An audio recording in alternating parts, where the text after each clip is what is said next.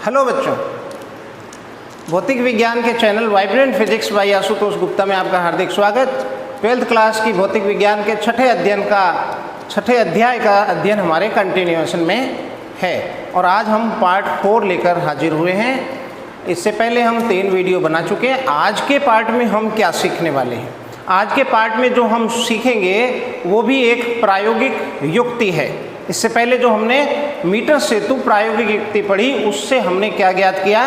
किसी अज्ञात प्रतिरोध का मान ज्ञात किया। लेकिन आज हम जो सीखने जा रहे हैं वो है विभव मापी, पोटेंशियोमीटर, यानी ये विभव का मापन करेगा। किस तरह से करेगा? जबकि हम जानते हैं कि विभव या विभवांतर का मापन करने के लिए हमारे पास पहले से ही एक युक्ति है जिसे हम वोल्टमीटर कहते हैं। वोल्टमीटर की सहायता से हम किसी भी दो बिंदुओं के बीच का विभवांतर और विद्युत वाहक बल ज्ञात करने की कोशिश करते हैं। लेकिन ऐसी क्या आवश्यकता हुई कि हमें एक और उपकरण ढूंढना पड़ा विभव मापी के रूप में? तो इसका हम सबसे पहले कारण जानें कि विभव मापी क्यों? विभवांतर या विद्युत वाहक बल मापने के लिए वोल्टमीटर होते हुए भी एक अन्य उपकरण की आवश्यकता क्यों पड़ी? क्योंकि जब तक आवश्यकता नहीं होती है तब तक आविष्कार नहीं होता है। हम जानते हैं आवश्यकता ही आविष्कार की जननी है। तो क्या आवश्यकता है, आइए जानें। अगर मान लें कि किसी प्रतिरोध में धारा प्रवाहित हो रही है यूं, और हमें विभवांतर नापना है इस प्रतिरोध के दोनों सिरों पर, तो हम क्या करेंगे? हम करेंगे ये कि इसके दोनों सिरों पर एक वोल्टमीटर लगा देंगे। ये रहा। अब वोल्टमीटर लगाने का ये तरीका है कि उसे समांतर क्रम में संयोजित किया जाता है। जैसे इन दोनों बिंदुओं के बीच विभवांतर नापना है तो इसके समांतर क्रम में हमने वोल्टमीटर जोड़ दिया।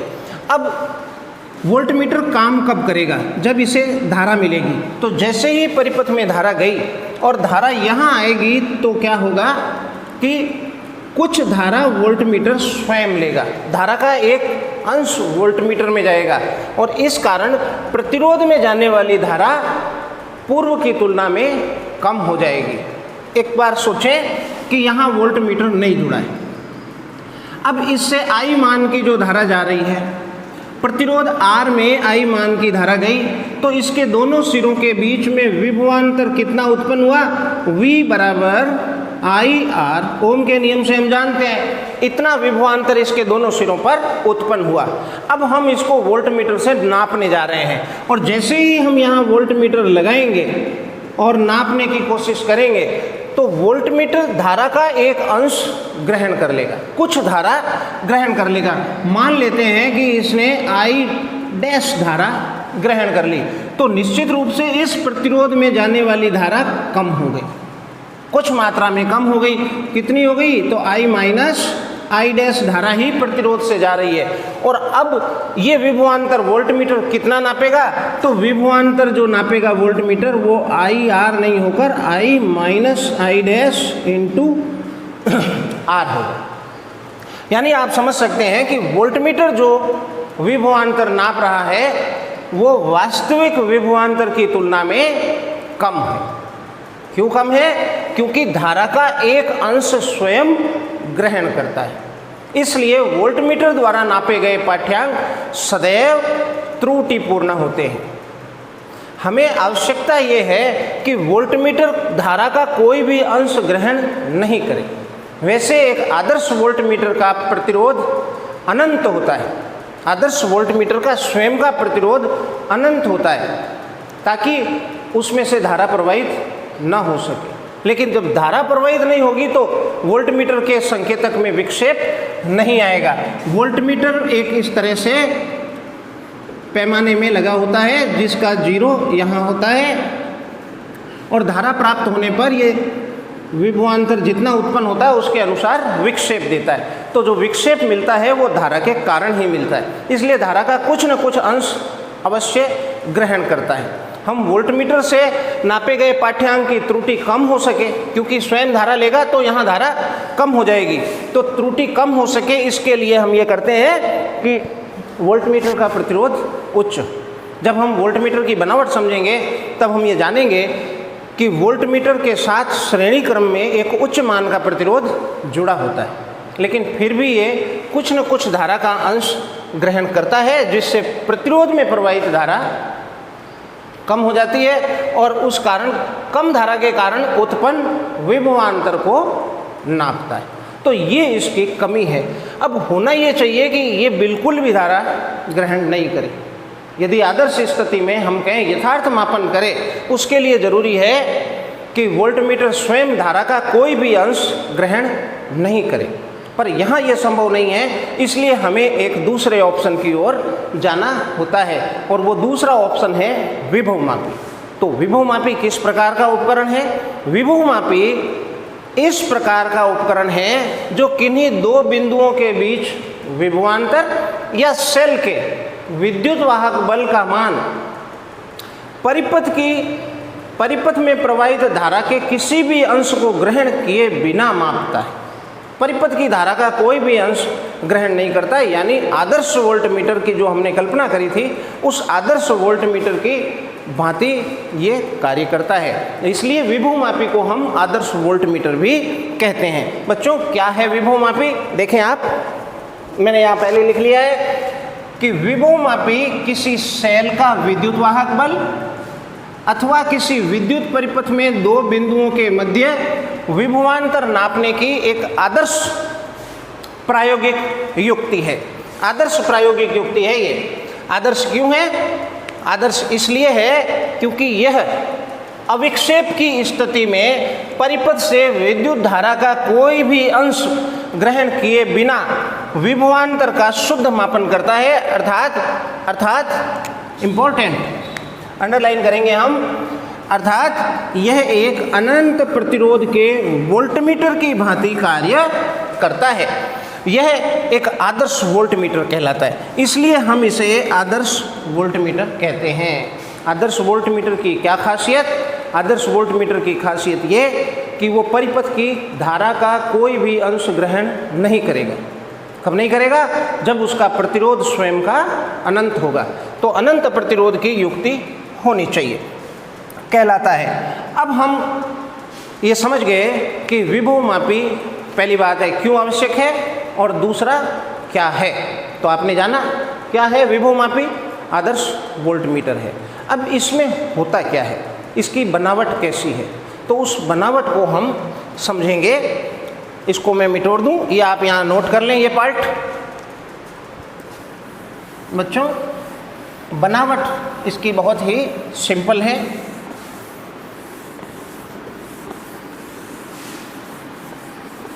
बनावट देखें तो इसमें एक ही मेन बात है कि इसमें 10 मीटर लंबा तार होता है।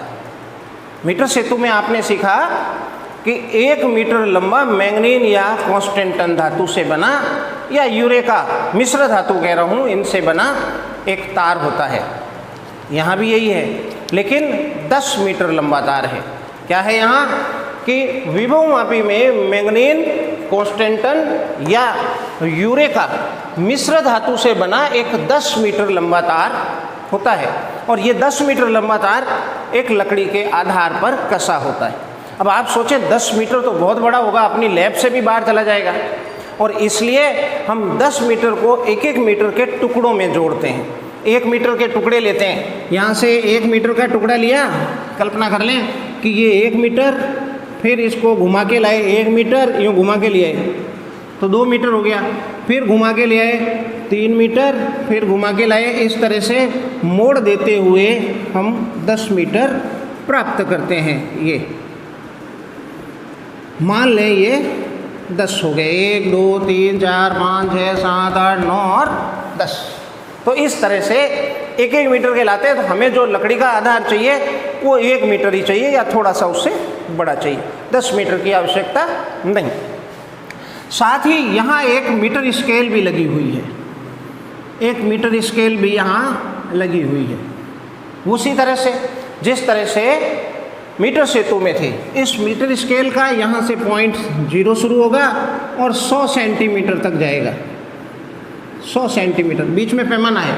उसी तरह से यहाँ पे 0 से शुरू होगा और इधर 100 सेंटीमीटर जाएगा। यानी आप इस दिशा से भी नाप सकते हो, इस दिशा से भी नाप सकते हो। अगर आपको इस बिंदु का मापन करना है कि ये बिंदु कितना दूर है, मान लो ये बिंदु, तो आपने क्या देखा कि 1 2 3 तार तो पूरे यानी 300 सेंटीमीटर हुआ, और चौथा तार जो है इधर से आ रहा है, तो इधर से आप 0 से नाप लो कि 45 है, मान लो 45 है तो 45 है तो 345 सेंटीमीटर या 3.45 मीटर पर ये बिंदु है। तो ये स्केल काम करता है। तो सबसे पहली बात हमने क्या देखी कि विभव मापी में मैंगनीज कॉन्स्टेंटन या यूरेका मिश्र धातु से बना एक 10 मीटर का लंबा तार होता है।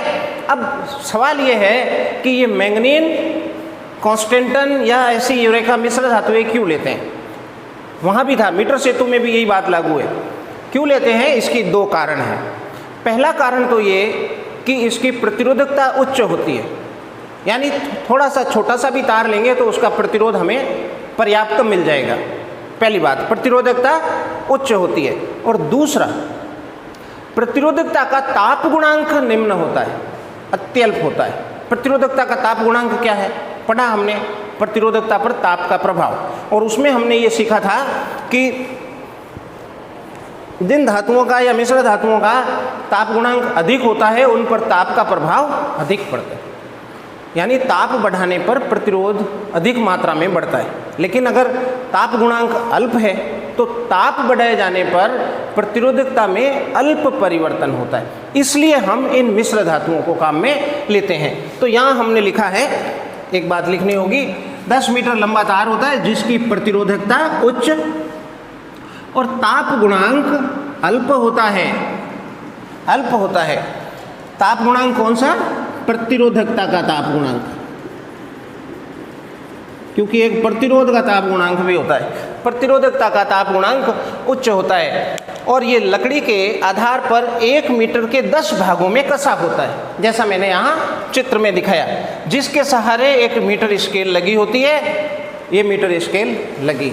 तो अभी तक हमारे पास इसकी रचना या बनावट की जो हम बात कर रहे हैं उसमें एक ही बात आई है कि 10 मीटर लंबा तार मिश्र धातु से बना होता है। अब दूसरी इसमें खास बात है कि इसके अंदर भी एक विसर्पी कुंजी होती है। विसर्पी कुंजी जिसे हम जॉकी कहते हैं, जो इस तरह का एक पेन जैसी होती है, इतनी मोटी होती है लगभग।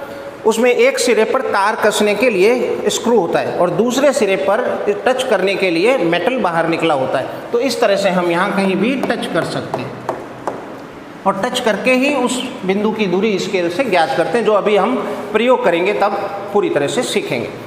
तो इसमें एक विसर्पी कुंजी, इसमें एक विसर्पी कुंजी या जॉकी जे होती है जिससे तार पर खिसकाया जा सकता है।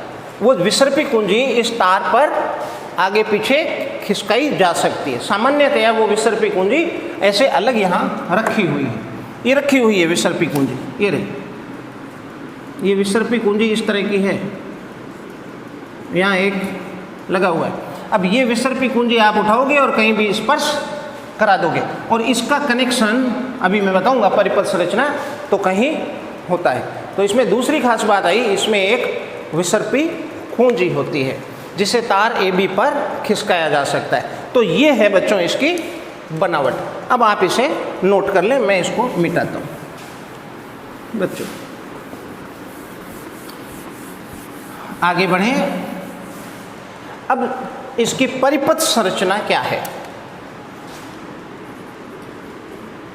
परिपथ संरचना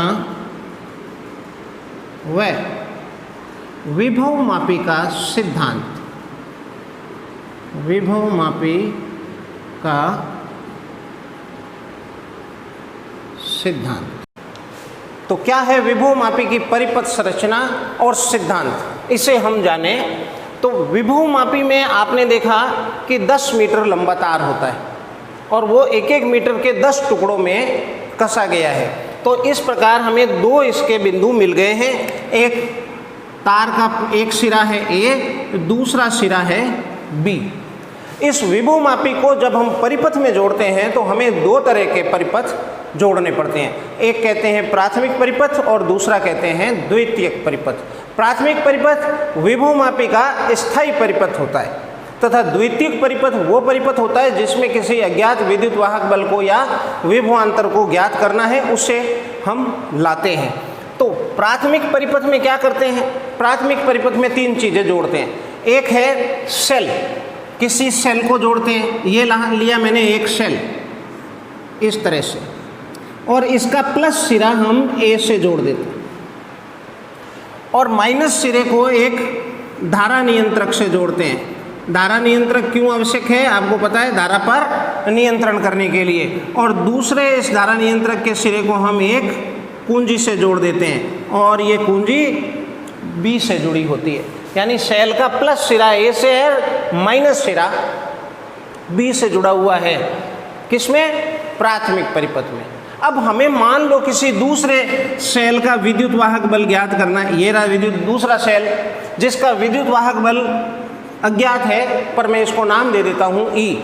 इसे ज्ञात करना है तो हम क्या करेंगे? इसे विभवमापी के द्वितीयक परिपथ में जोड़ेंगे। और द्वितीयक परिपथ में जोड़ने के लिए तरीका यही है, इसका प्लस सिरा विभवमापी के सिरे ए से जुड़ेगा और विभवमापी का सिरा ए प्राथमिक परिपथ में जो सेल लगा है उसके धनात्मक सिरे से जुड़ा है, इसलिए विभवमापी के सिरे ए को हम उच्च विभव का सिरा कहेंगे। तो द्वितीयक परिपथ में हम उस सेल को जोड़ते हैं जिसका हमें विद्युत वाहक बल ज्ञात करना होता है और इसके लिए हम अज्ञात विद्युत वाहक बल के सेल के धनात्मक सिरे को विभवमापी के उच्च विभव के सिरे से जोड़ते हैं और उच्च विभव का सिरा ए बन गया। तो इस सेल को हम मान लो यहाँ दिखा देता हूँ मैं, ये सेल ये रहा। अब इसके धनात्मक सिरे को इधर जगह नहीं रखी मैंने, आप चाहें तो इधर से भी ले सकते हैं। ये सेल है जिसे मुझे ज्ञात करना है, विद्युत वाहक बल ज्ञात करना है। तो इसका प्लस सिरा क्या करूँगा मैं? ए से जोड़ूंगा और माइनस सिरा कहाँ से जोड़ूंगा? याद रखना पड़ेगा, माइनस सिरा एक गैल्वेनोमीटर से जुड़ेगा और गैल्वेनोमीटर किससे जुड़ेगा? विसर्पी कुंजी से जुड़ेगा और विसर्पी कुंजी कहाँ जाएगी? तार ए बी पर जाएगी।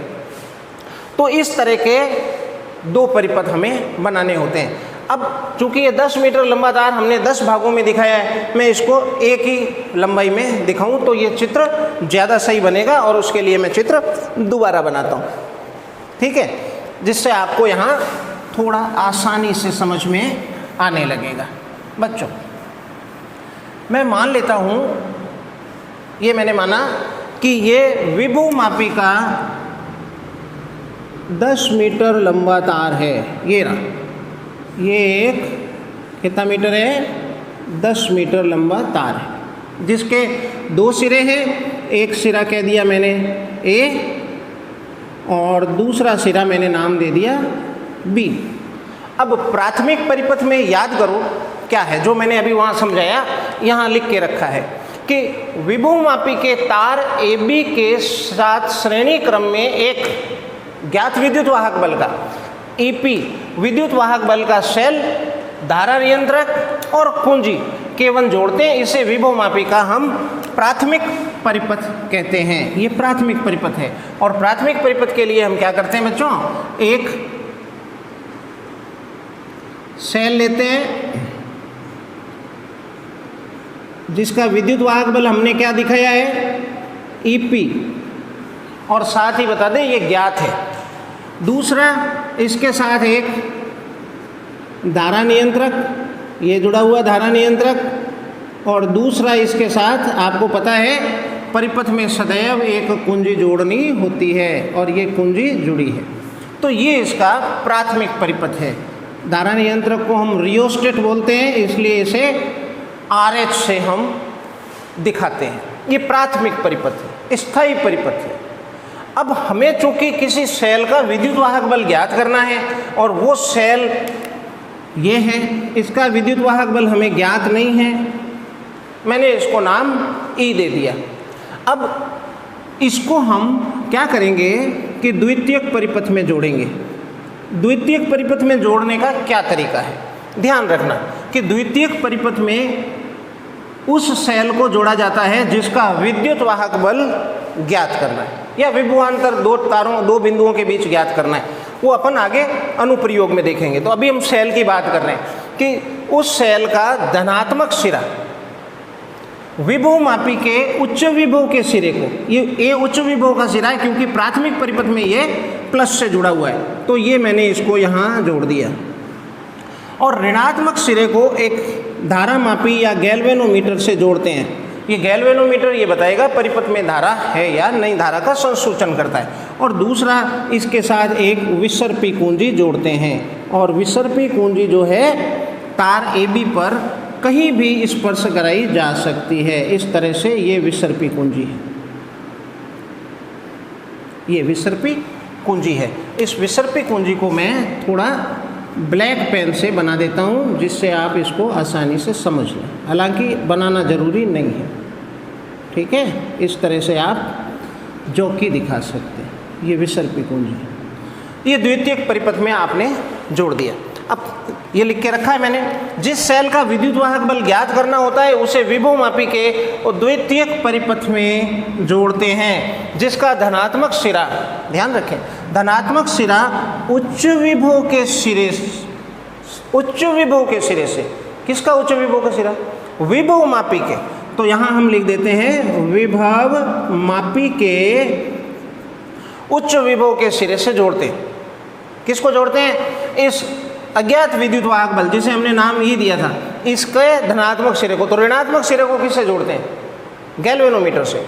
वह ऋणात्मक सिरा एक धारामापी से और धारामापी एक विसर्पी कुंजी से जुड़ा होता है, जिसे हम तार AB पर आगे पीछे खिसका सकते हैं। यहाँ आप लिखते हैं।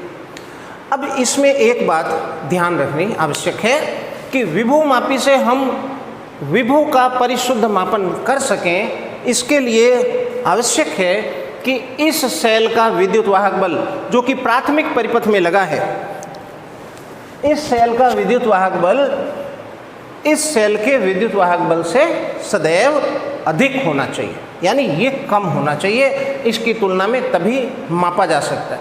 हम वास्तविक रूप से यहाँ तुलना करेंगे। कैसे करेंगे हम समझने की कोशिश करते हैं। मैंने यहाँ लिखा है, यहाँ EP should be greater than E, होना चाहिए, होना आवश्यक है। EP this greater than this E, ऐसा होना चाहिए। ये इसकी जो है परिपथ संरचना है। अभी सिद्धांत आया नहीं है, यहाँ मैंने कुछ लिख के रखा है जो अभी मैं आपको पढ़वा दूंगा। अब करेंगे कैसे, मापेगा कैसे ये? तो हम ये करते हैं, पहले आप देखें कि ये हमने इसको स्पर्श नहीं कराया है, अभी स्पर्श नहीं है। और जैसे ही मैं कुंजी K1 लगाऊंगा, कुंजी K1 लगाऊंगा तो इससे धारा प्रवाह प्रारंभ हो जाएगा। इस परिपथ में इसमें धारा प्रवाह प्रारंभ हो जाएगा। अब जैसे ये कनेक्शन वायर है जिसका प्रतिरोध 0 है, ये मैंगनीन कॉन्स्टेंटन या यूरेका धातु का है जिसका प्रतिरोध उच्च है, यानी प्रतिरोधकता उच्च है। फिर ये कनेक्शन वायर है, कुंजी है, ये कनेक्शन वायर है, कोई प्रतिरोध नहीं है, ये धारा नियंत्रक है, यहाँ थोड़ा प्रतिरोध है, थोड़ा क्या पूरा ही है, धारा नियंत्रक के तार का प्रतिरोध है। अब हम इसको खिसका के अगर यहाँ ले आते हैं तो धारा नियंत्रक का प्रतिरोध 0 हो जाता है, यानी ये अधिकतम धारा देता है उस स्थिति में। और इधर ले जाते हैं तो प्रतिरोध बढ़ता जाता है, क्योंकि सोचें धारा यहाँ से आके यूँ जाएगी और इधर से होती हुई यूँ जाएगी, तो इन प्रतिरोधों से होकर गुजरेगी, प्रतिरोधों से होकर गुजरेगी तो बाधा आएगी तो कार्य होगा तो विभवांतर आएगा। तो यहाँ पर विभवांतर कहने का मतलब है यहाँ पर प्रतिरोध आएगा। लेकिन अगर मैं इसको एकदम इस बिंदु पर कर दूं तो इसका प्रतिरोध 0 हो जाएगा। अब धारा यहाँ से निकलेगी, प्रतिरोध यहाँ तक 0, ये जो है कनेक्शन वायर है। जैसे ही यहाँ से धारा जाएगी, इसकी प्रतिरोधकता उच्च है, धारा के प्रवाह में बाधा उत्पन्न होगी तो सेल को कार्य करना पड़ेगा। और हम जानते हैं एकांक आवेश को एक सिरे से दूसरे सिरे तक ले जाने में किया गया कार्य ही विभवांतर कहलाता है। तो यहाँ पर जैसे जैसे धारा आगे बढ़ेगी कार्य बढ़ता जाएगा, यानी विभवांतर बढ़ता जाएगा। अब मैं एक स्थिति के लिए कल्पना करूँ, क्या कल्पना करूँ कि यदि धारा नियंत्रक का प्रतिरोध शून्य है और दूसरा सेल का आंतरिक प्रतिरोध भी शून्य है, क्योंकि यहाँ एक और प्रतिरोध आ रहा है, वो है इस सेल का आंतरिक प्रतिरोध। मैंने मान लिया कि सेल ताज़ा बनाया हुआ है, ताज़े बने हुए प्रतिरोध का आंतरिक प्रतिरोध नगण्य होता है, आदर्श सेल है ऐसा मान लिया, तो आदर्श सेल का आंतरिक प्रतिरोध शून्य है। तो अब इस पूरे परिपथ में जो है प्रतिरोध केवल ए और बी है, और इसलिए इस सेल का टोटल पोटेंशियल ड्रॉप यानी विभव पतन यानी विभवांतर जो उत्पन्न होगा वो ए और बी के बीच में ही होगा, ए और बी के बीच में ही होगा। अब यहाँ आप इसको देखें कि इधर मान लो कि 1 मिनट के लिए मान लो, ये मैं आसानी के लिए मान रहा हूँ 10 वोल्ट की बैटरी है, तो इस सिरे से इस सिरे के बीच ये सेल 10 वोल्ट का विद्युत वाहक बल उत्पन्न कर रहा है, यानी जब धारा यहाँ से यहाँ जाएगी तो कार्य बढ़ता जाएगा यानी विभवांतर बढ़ता जाएगा, और इस सिरे पर जैसे ही धारा पहुँचेगी तो यहाँ से लेकर यहाँ तक का कार्य या विभवांतर 10 वोल्ट हो जाएगा। आप समझें, जैसे जैसे आगे बढ़ते जाएंगे कार्य बढ़ता जाएगा यानी विभव पतन बढ़ता जाएगा। मैं विभवांतर का नाम विभव पतन कह रहा हूँ क्योंकि आगे से आगे पोटेंशियल ड्रॉप होता जाएगा। अब ये 10 मीटर लंबा तार है और 10 मीटर लंबे तार पर विभव पतन प्राथमिक परिपथ के कारण कितना हो रहा है? 10 वोल्ट। तो आप आनुपातिक रूप से देखें तो 1 मीटर पर 1 वोल्ट हो रहा है। अगर मैं इसको 1-1 वोल्ट के 10 भागों में बांट दूं, 1 मीटर, 2 मीटर, 3 मीटर, 4 मीटर, 5, 6, 7, 8, 9, मान लिया ये 10 मीटर पे बांट दिया, तो अगर इन बिंदुओं के बीच में मैं विभवांतर पूछूं तो 1 वोल्ट ही है, क्योंकि धारा यहाँ से यहाँ आई और यहाँ से यहाँ इसने 1 मीटर है आनुपातिक रूप से 1 वोल्ट का विभव पतन किया, यहाँ से यहाँ 2 वोल्ट का किया, 3 वोल्ट का किया, 4 वोल्ट का किया, 5, आगे आगे बढ़ते हुए 10 वोल्ट का विभव पतन किया। ये तो इस सेल की कहानी है। अब जैसे ही इसको जोड़ेंगे और विसर्पी कुंजी को हम यहाँ स्पर्श करेंगे किसी बिंदु पर, तो ये सेल भी अपनी धारा प्रदान करेगा, ये सेल भी धारा प्रदान करेगा।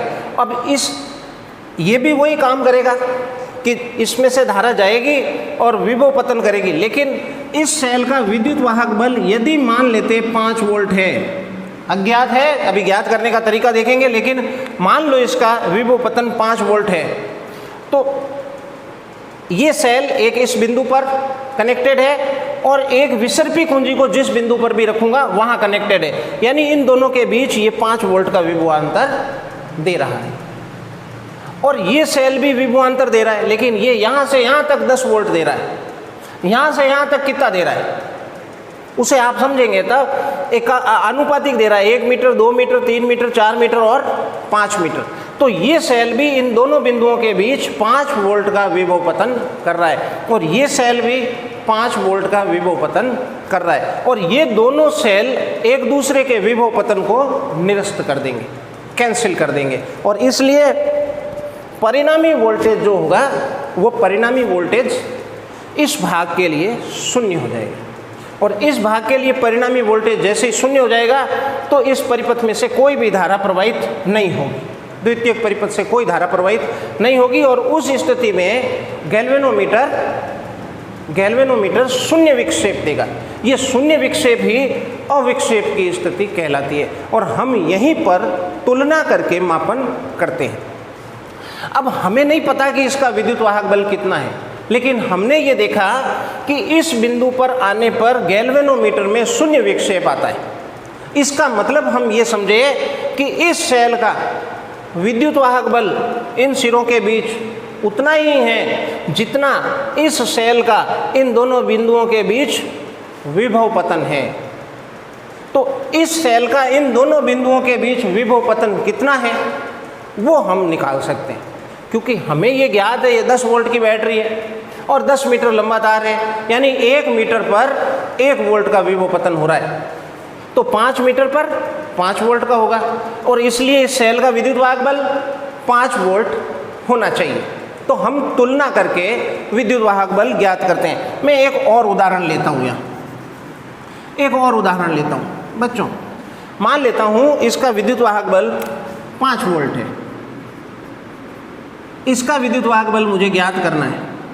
ठीक है, अब इसका विद्युत वाहक बल 5 वोल्ट है, तो 5 वोल्ट इन दोनों बिंदुओं के बीच उत्पन्न हो रहा है 10 मीटर लंबे तार पर। 10 मीटर तार पर विद्युत वाहक बल कितना आ रहा है? 10 मीटर तार पर विद्युत वाहक बल कितना आ रहा है? 5 वोल्ट। तो 1 मीटर पर कितना आएगा?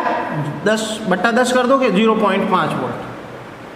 0.5 वोल्ट। अब मान लूँ इसका वोल्टेज 2 है, जो अज्ञात है, 2 है।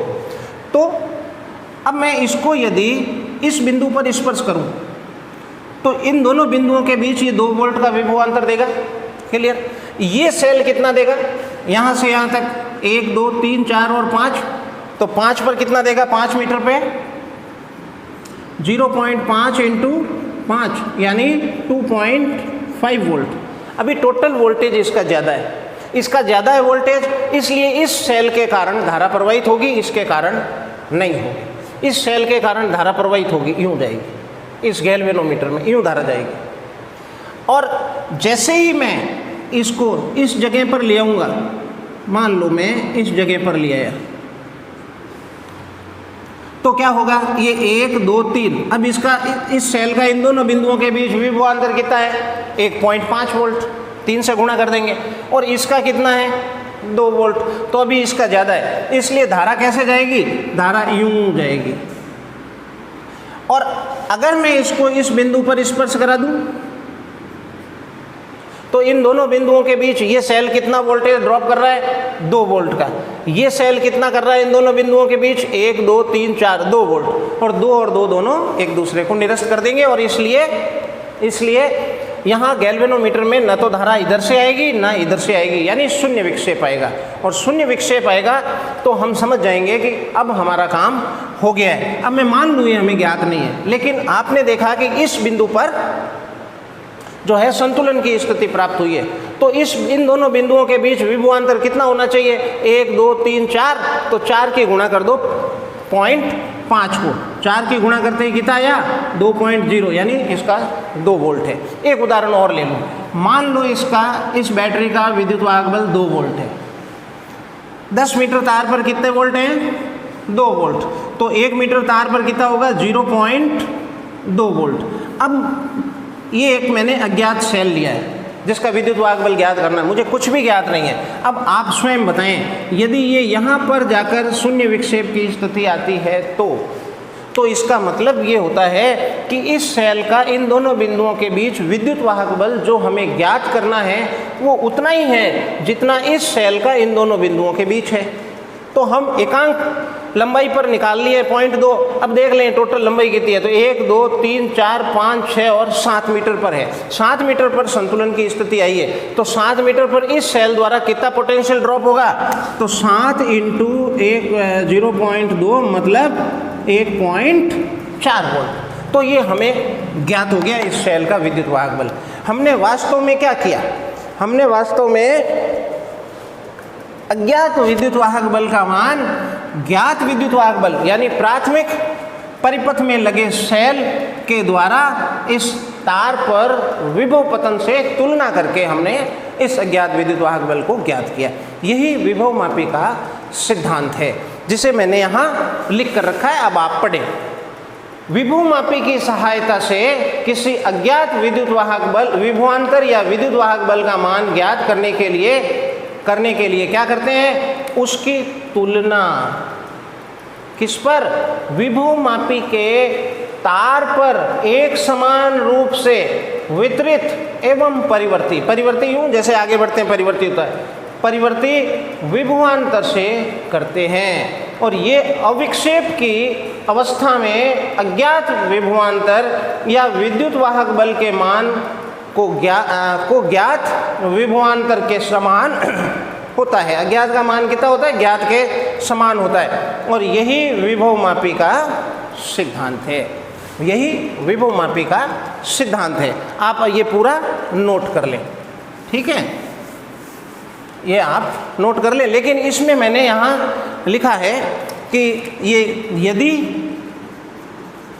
धारा नियंत्रक का प्रतिरोध व आंतरिक प्रतिरोध शून्य हो तो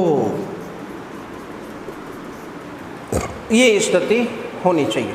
अब अगर मैं आपको सिंपल कह दूं कि इसका 1 वोल्ट की बैटरी ली है और यहीं पे ये संतुलित हो रहा है, तो अब आप बताओ इसका विद्युत वाहक बल कितना है, आप तुरंत बता देंगे 0.7। कैसे? 10 मीटर पर 1 वोल्ट, तो 1 मीटर पर 0.1 वोल्ट, तो ये कितने मीटर है? 1 2 3 4 5 6 7 मीटर है। 7 मीटर पर 0.7 वोल्ट।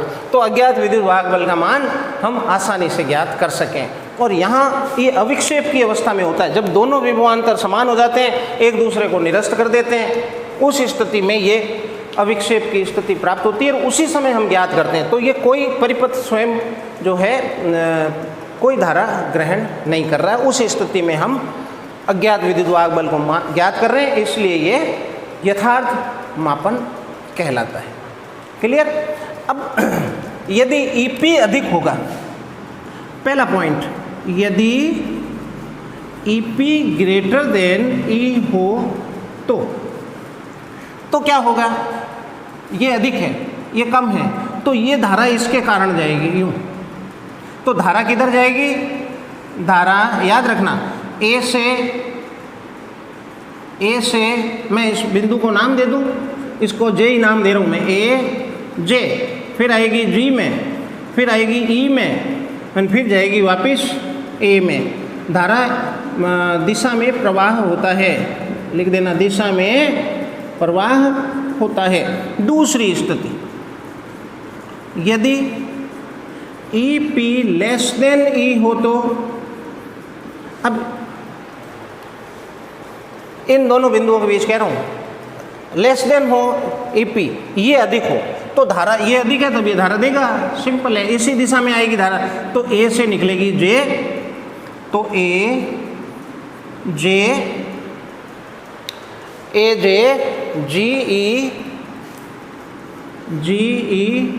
GE मतलब सेल वाला है, EA दिशा में प्रवाह होगा।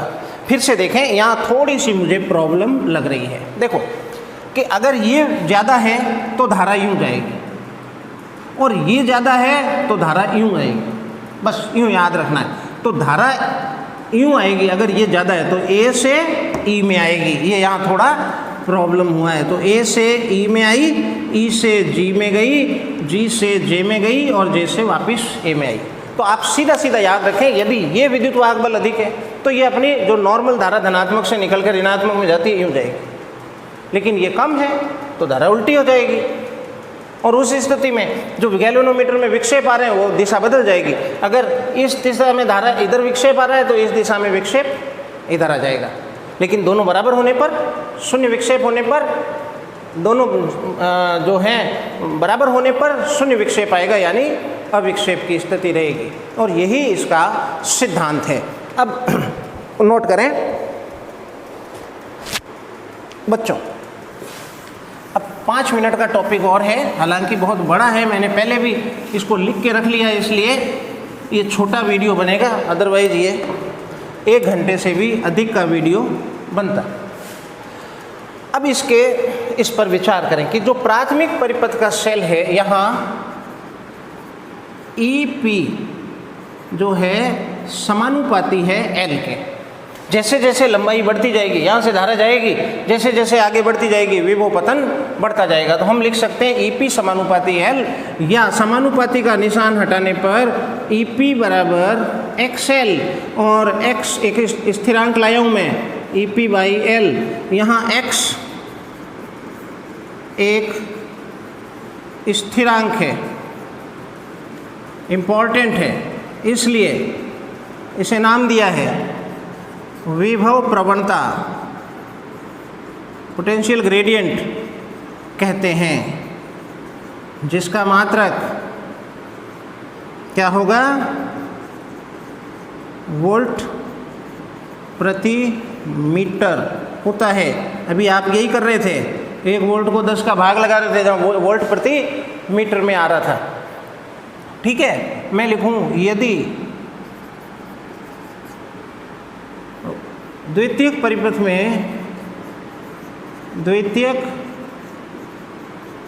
परिपथ में लगे सेल का विद्युत वाहक बल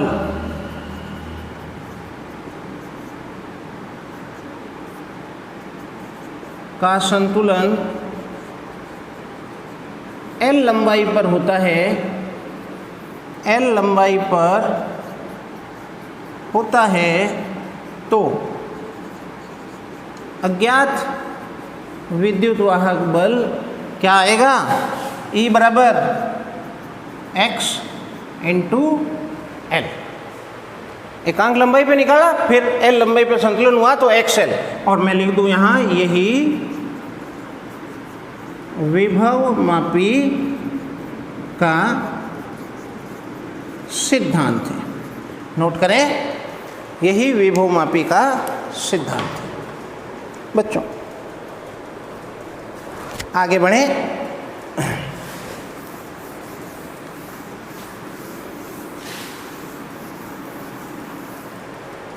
अब हमने ये देखा यहाँ कि क्या आया था, EP/L। ये जो विद्युत वाहक बल है, प्राथमिक परिपथ में लगे सेल का जो विद्युत वाहक बल है, वो टोटल कहाँ ड्रॉप हो रहा है? A और B पर। किस स्थिति में? इस स्थिति में, जब ये 0 है और ये आंतरिक प्रतिरोध 0 है। तो मैं लिखूँ यदि RH 0 एंड R 0, तो EP का मान क्या होगा? जो AB तार पर होगा, AB तार पर जो विभव पतन आएगा उसके बराबर होगा। तो मैं लिख सकता हूँ x बराबर VAB/L, ऐसे भी लिख सकता हूँ। और यहाँ V क्या होता है? ओम के नियम से आपको पता है, यहाँ V बराबर IR। तो मैं इसको ऐसे लिख सकता हूँ, तो x बराबर दिस IR/L। इस तरह से भी इस विभव प्रवणता को लिखा जा सकता है। और यहाँ R/L, यहाँ R/L जो है एकांक लंबाई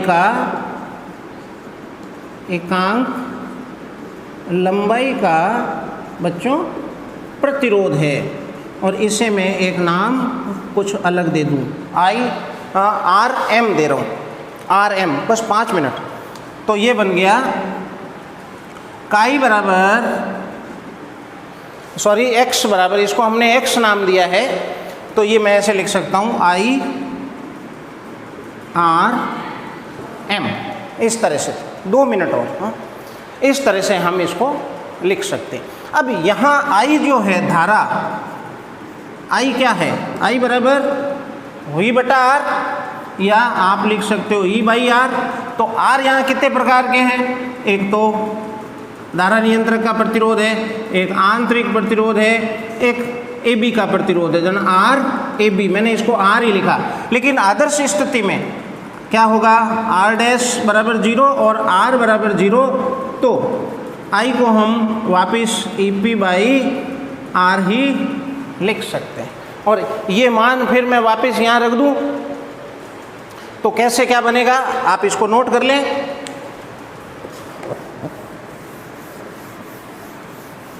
तो ये बनेगा, यहाँ रख रहा हूँ, विभव प्रवणता I/L। I का तो मेरे को वैल्यू रखना है यहाँ, तो I की वैल्यू है EP/R, this EP/R and R/L। तो क्या बन गया? x बराबर EP/L, यानी घूम के वही बात निकल के आई। आप नोट करें बच्चों, हमारे पास जो स्थिति है वो है काई बराबर IR/L। और हम यहाँ जानते हैं कि यहाँ जो R बराबर है दिस इज और ρL/A। L चूँकि लंबाई हमने कैपिटल L ली है इसलिए हम इसको लिखें, तो काई बराबर I/L इंटू R की वैल्यू आप रख दो तो ρL/A, L से L कैंसिल, तो काई की जो वैल्यू बनी I ρ/A। इस तरह से भी हम विभव प्रवणता, जैसे मैं बार बार काई बोल जाता हूँ, एक्चुअल में एक्स से ही दर्शा रहे हैं, ये इसकी विभव प्रवणता। ए जो है तार का अनुप्रस्थ काट है, तो इसको हम अनुप्रस्थ काट को पाई आर स्क्वायर लिख सकते हैं, इसलिए x बराबर आई रो बाई पाई आर स्क्वायर, ये विभव प्रवणता है। हालांकि जहाँ वही ख़त्म हो गया टॉपिक जहाँ हमने कहा ये विभव मापी का सिद्धांत। इसके बाद ये तो लाइन हमारे पहले ही आ गई थी, फिर हम घूम फिर के उसी पे आए, तो आप इससे शुरू करके ये लाइन जरूर दे दें, क्योंकि इससे हमें ये पता चलेगा कि विभव प्रवणता किन किन बातों पर निर्भर करती है। तो एक धारा पर कर रही है, एक विशिष्ट प्रतिरोध पर कर रही है, एक अनुप्रस्थ काट पर कर रही है। तो ये जो है इसकी विभव प्रवणता की निर्भरता है, जिसके पॉइंट आपकी पुस्तक में दिए गए हैं, जिसे आप ध्यान रखें। अब इसमें भी कुछ सावधानियां हैं। क्या सावधानियां हैं जिसे आप देखें? पहली सावधानी वही, अधिक समय तक धारा प्रवाह नहीं करना चाहिए।